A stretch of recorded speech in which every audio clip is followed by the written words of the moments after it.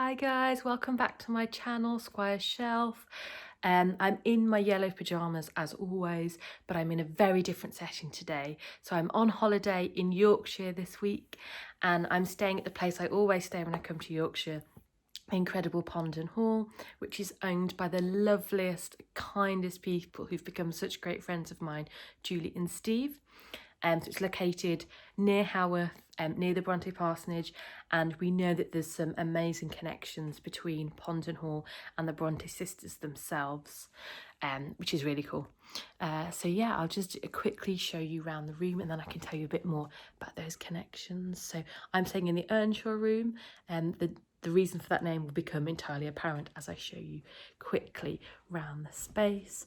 So let me take you over here first. So we've got the, can you see that? Oh, I'm really bad at doing angles with this camera, because I really don't know I don't really know my left and right backwards, if that makes sense. But yeah, you can see you've got the amazing fireplace here with this beautiful prints, and if you can see it, Julie and Steve kind of collect the most amazing artwork. So this is a print of, you can see here Kathy coming through the window and scaring the living daylights out of Heathcliff. And then they've also put this incredible box bed in the room, which is when I come to stay, I sleep in, and which you can, you know, it's a B&B, so anybody can come and stay. It's not just mine, unfortunately. So yeah, we have the box bed, which of course features really predominantly in Wuthering Heights. And then you've got this beautiful little window here, can you see? The one where Kathy comes as a ghost, and as I said, yeah, scares Heathcliff. So yeah, this is the incredible room that I get to stay in, which I'm very, very lucky. So I was mentioning about those connections between Ponden Hall and the Brontes, and there are loads of them, but I'll just give you a few.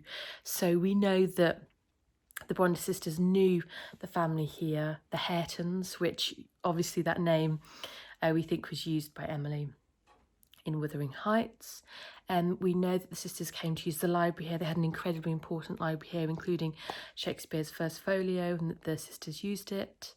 And we know as well, when there was the really dangerous mudslide on the moors, that the sisters took refuge here at the property, and lots of people, including very important academics, believe that Ponden Hall is the basis for Thrushcross Grange in Wuthering Heights, although there are a lot of similarities inside between the house and Wuthering Heights itself, apart from the setting. So obviously people think of Top Withens as Wuthering Heights, the building itself, and because of where it's situated in comparison to where Ponden is. So not kind of in the middle of the moors, in quite a separate kind of desolate, beautiful setting. So yeah, that's what a lot of people think. So there are lots of really cool associations here with Ponden Hall and Wuthering Heights particularly, which is just like another incredible added layer. And I thought while I was here, I would just show you some of the books that I brought with me on holiday. So I've definitely kind of reined it in this year a bit. I tried not to bring too many books, but I'm always interested in what people take on holiday with them.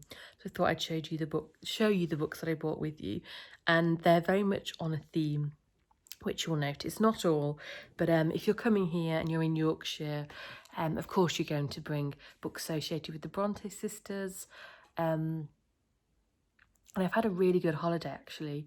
Really, really nice. It's been so good to get away at this kind of awful time with COVID, with not knowing what's going on with my job, to kind of be able to come to one of my favourite places. With just, Yorkshire just has the most incredible, amazing scenery. It's so monumental here. I'm used to Shropshire, which is quite flat. But with all the hills and the moors and the valleys, and also just catching up with some amazing friends, I'm having such a good time. I went to, so today I walked to the Brontë Falls, while I was listening to Jane Eyre.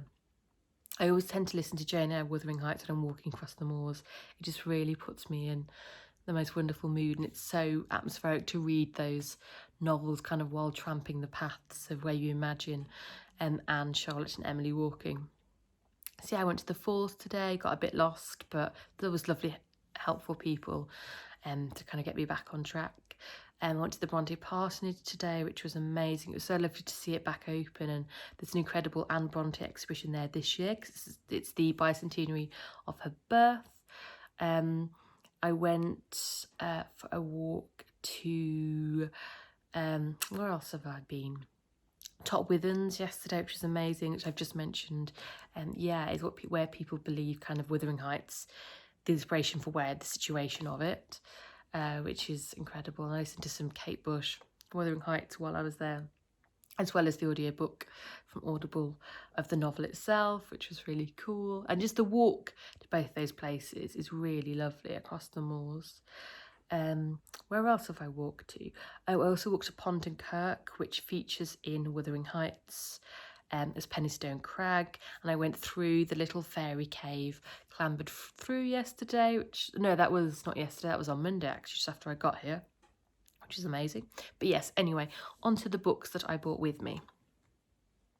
I should show you. So the first one, which I've been reading a bit of today, is A Taste of Sorrow by Jude Morgan. So this is fiction, fictional account of the Brontë sisters and their life, and it starts when they're very young with their mother dying. But and it is fiction, but there is a lot of basis in fact here.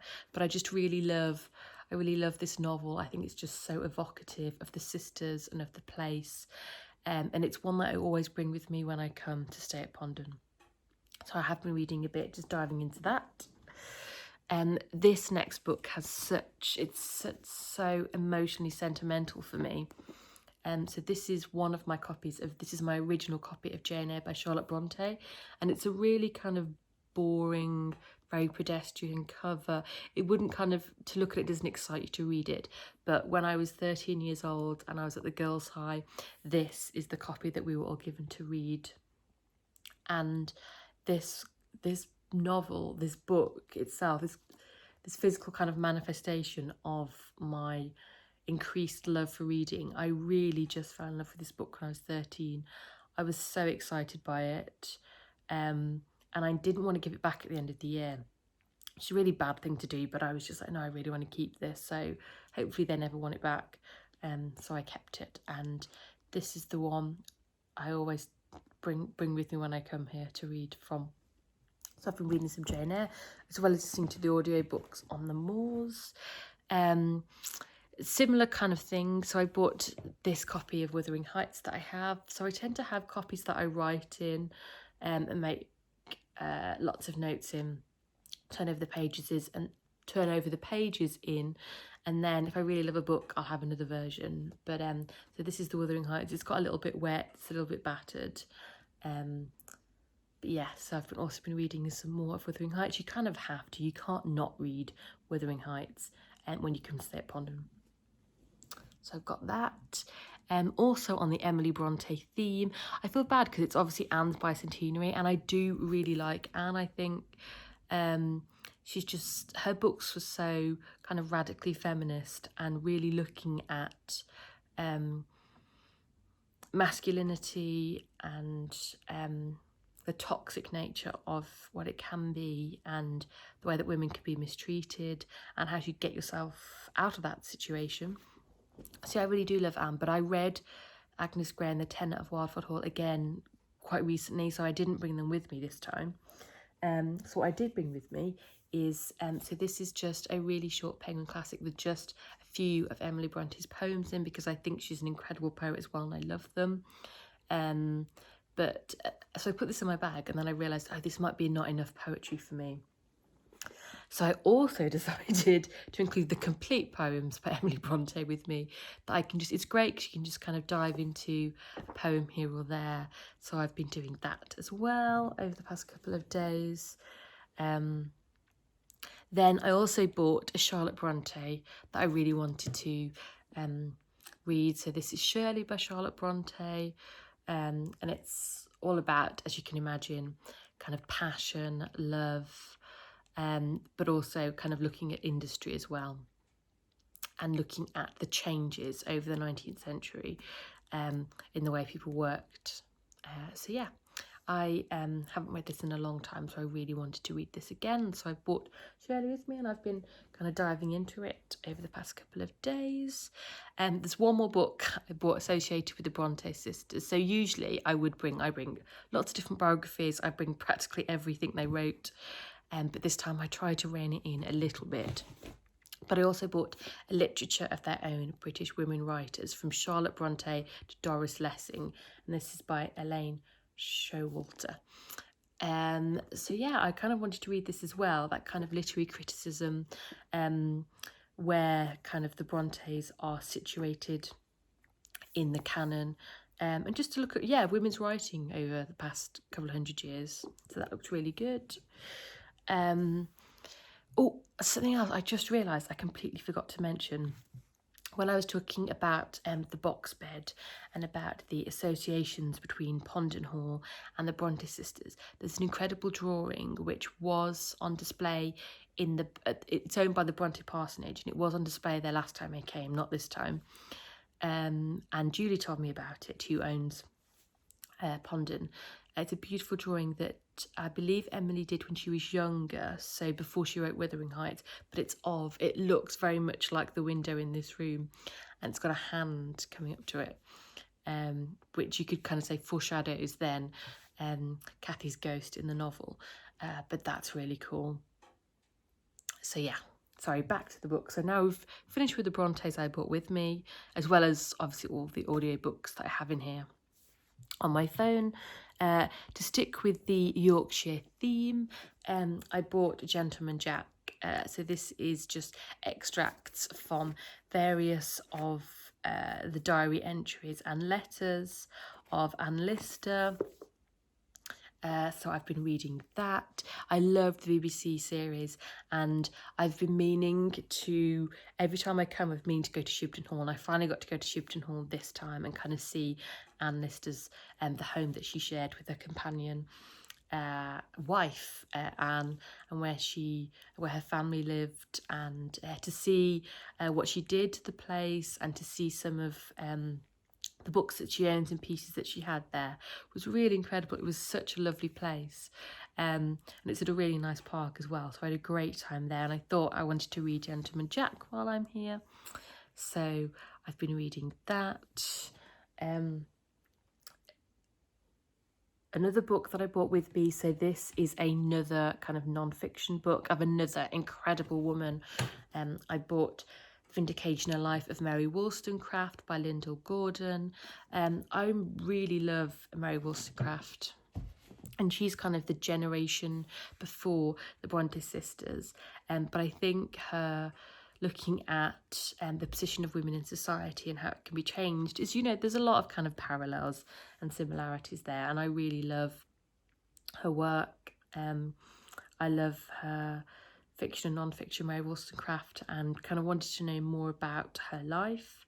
So yeah, I brought that with me, and I've read a little bit from that, not much so far though, but yeah. The last other non-fiction book I brought with me. So I've been reading over the past couple of years a lot more books about nature. I just find them really inspiring, really soothing, really good mental health wise as well. And this is Raina Wynn's The Wild Silence. So you might have heard of The Salt Path, which is incredible, which was the first book that she wrote about her and husband moths.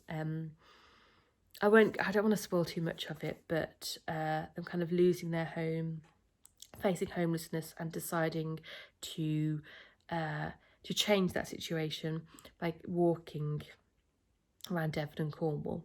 And this is kind of after they've done that walk, and what happens, how do they kind of continue on with their life, how do they stay kind of connected to nature and each other.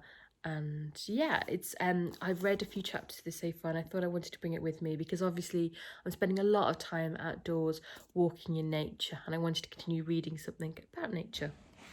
So that was the rationale behind that. Last two books, complete gear change. I thought, right, I might want to bring some other fiction that's not just Brontë related. And this is a book I'm really quite ashamed to say I haven't read. I feel like I should have read it so long ago. It's such a classic. It's Lady Chatterley's Lover by D.H. Lawrence. Yeah, it's such an amazing cover as well. I feel really bad that I've never actually read this. It's such like an important book about obviously like female sexuality, class, gender, and yeah, it's something I should have read like years and years ago. And I obviously bought this book years ago to read, and I just have never got around to it and never prioritized reading it, and I really should have. And I thought, I think I'm on holiday. You want to read? Why not read a bit about sex? Why not?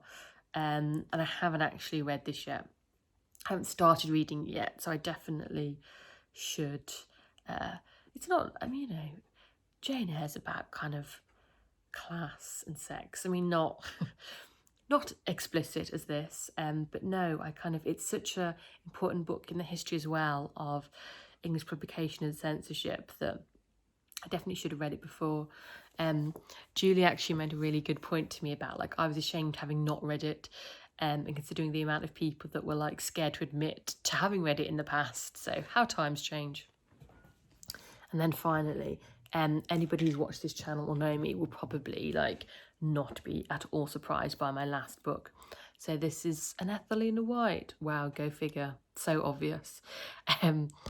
Twill Soon Be Dark, and I actually want to do a review of this book soon, and I haven't read it in like a couple of years, and I thought I need to really reread, maybe last year, I really need to reread it to do that review justice, and this is not one of her crime fiction novels. Actually, this is I think the second novel she ever wrote, and it's a really beautiful novel about kind of growing up, and about destiny, and about honour, and about trying to live under the burden of expectation.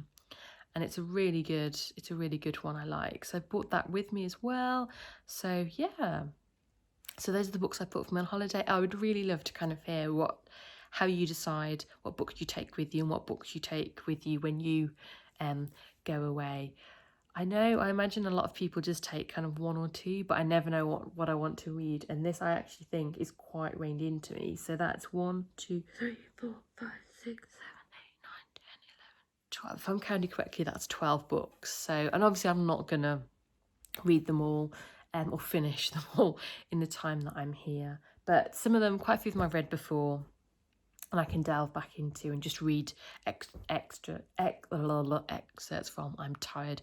That means I'm going to go back. I'm going to go to bed. I'm going to go lie in my box bed, read some Wuthering Heights, chill and have a lovely evening. I hope you guys are having a good time, as best as you can in all this kind of COVID crisis. But I really am feeling good at the moment. Like I'm having such a good time. So yeah. Hope you liked that. Thank you guys. Talk to you soon. Bye.